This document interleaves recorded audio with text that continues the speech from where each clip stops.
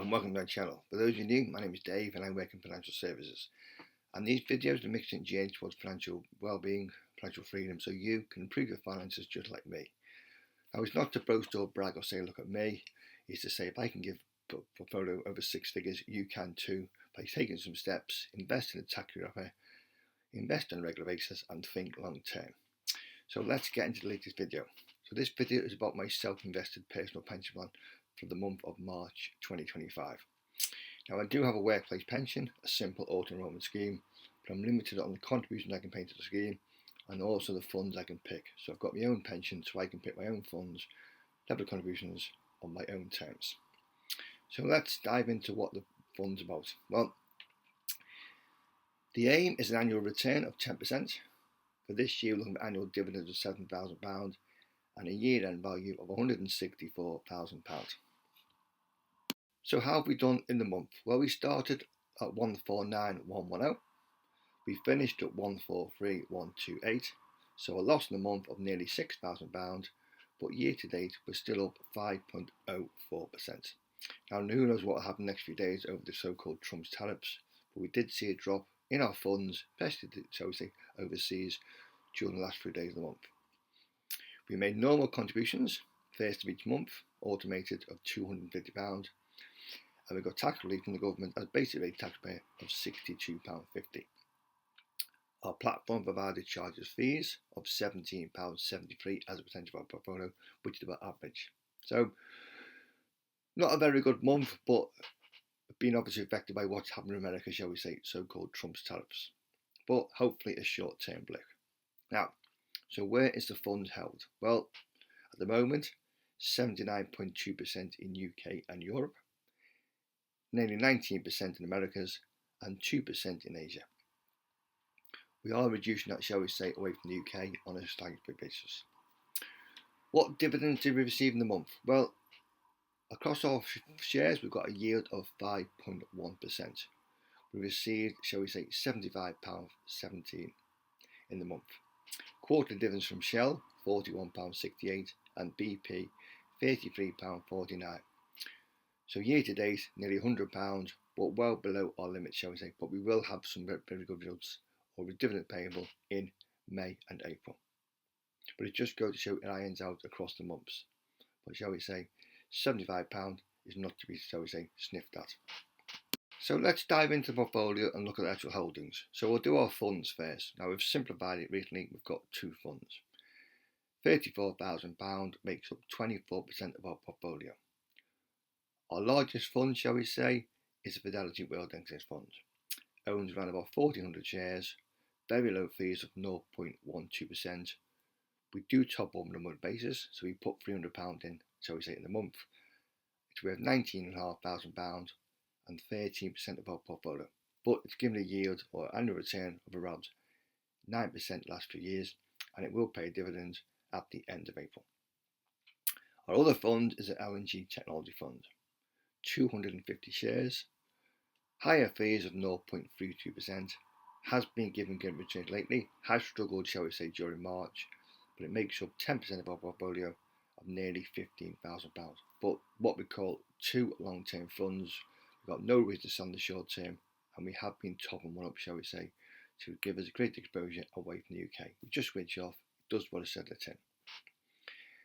Now let's look at, shall we say, of the shares we hold within our portfolio. Funds or the shares we hold, shall we say, are my own personal preference. It's what we've held for a number of years, and we've got no reason to sell any of the holdings within the foreseeable future. So we own 15 shares, 12 in profit, 3 in loss. Makes up 76% of our portfolio, £111,000, of which 67% in the FTSE 100 and 9% in the FTSE 250. Now, I'm not going to go through all the shares, but just a summary of the largest holdings and recent notes. So our largest holding is Aviva, the insurance company. It's got a yield of about 9%, nearly 5,000 shares, £28,000 of our portfolio, but 19%. And shall we say, good results during the month. Dividend payable, shall we say, in May of 23.8 pence a share. So it will be reinvested. We own Lloyds, the banking group, nearly 37,000 shares, £26,000, 19% of our portfolio, and again, will give a very nice dividend shall we say, in May. Just switch off everyone these banks. Had a good run lately, shall we say, last 3 months. Away from the UK banks, we own HSBC. 1,244 shares, £11,000. Has struggled with what's happened in China recently, but 8% of our portfolio, and it will give us a very nice quarterly dividend at the end of April. Back onto the UK banks, we own Barclays. 3,212 shares, £9,000, 6.5%, but it will give, shall we say, a nice yield around about 5% later on in April. Now, one company's had results is Drax, the biomass oil polymaker. We own 1,304 shares, £7,500, 5.5% of our portfolio, and the dividend was increased from 13.9p to 15.6p, and that will be reinvested.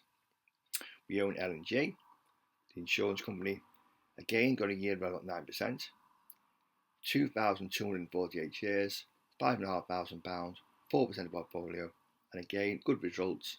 The dividend went from 14.63 to 15.36 as a final dividend. Again, a yield around about 9-10%.